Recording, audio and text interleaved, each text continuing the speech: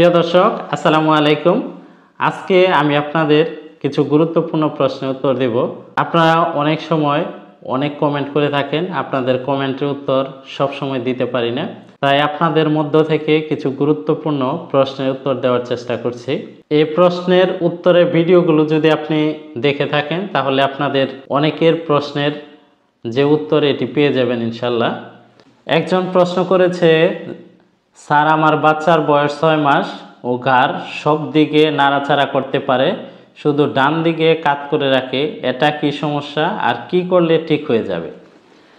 বাচ্চাদের ঘাড় একদিকে বাঁকা হয়ে যাওয়া, এটাকে আমরা টর্টিকোলিস বা রাইনেক বলে থাকি। বাচ্চাদের ঘাড় একদিকে বাঁকা হলে যে অন্যদিকে সে নাড়াচাড়া করতে পারবে না, বিষয়টি এমন নয়। তবে বাচ্চা যদি ঘাড় একদিকে কাত বেশি করে রাখে বা দীর্ঘ সময় একদিকে বাঁকা করে রাখে, তাহলে বুঝতে হবে বাচ্চার ঘাড়ের যে মাংসপেশি, যে এসসিআই মাসেল, স্টার্নোক্লেইডোমাস্টোইড মাসেল, এই মাসেলে আঘাত লাগার কারণে বাচ্চার ঘাড় একদিকে কাত করে রাখে বা বাঁকা করে রাখে।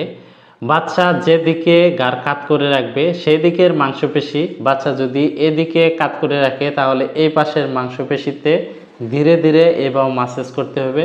মাসাজ করার সময় হাতে গ্লিসারিন বা পাউডার নিয়ে ধীরে ধীরে মাসাজ করবেন, হালকা কুসুম গরম সেক দিবেন এবং ফিজিওথেরাপি চিকিৎসা নেবেন।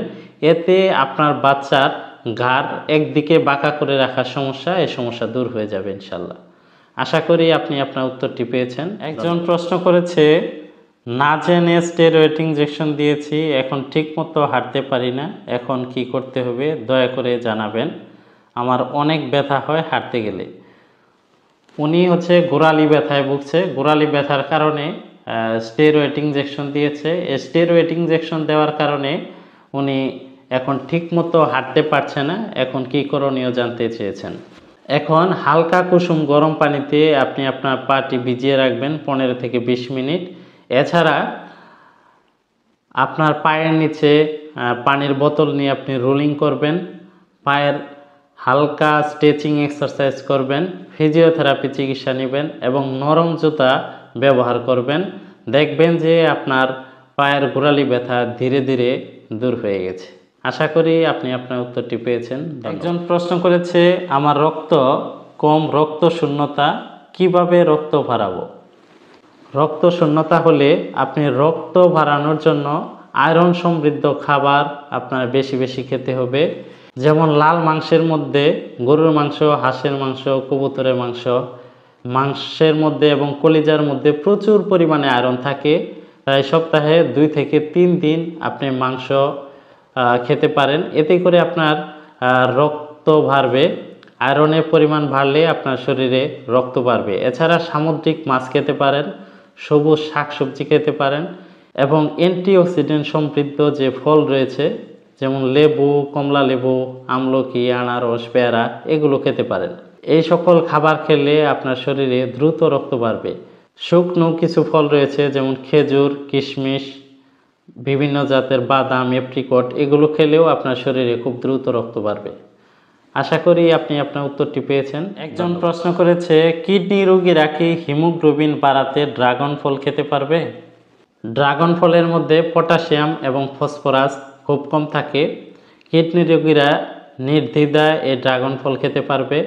ড্রাগন ফল খেলে কিডনি রোগীদের রক্তে হিমোগ্লোবিনের মাত্রা বাড়বে।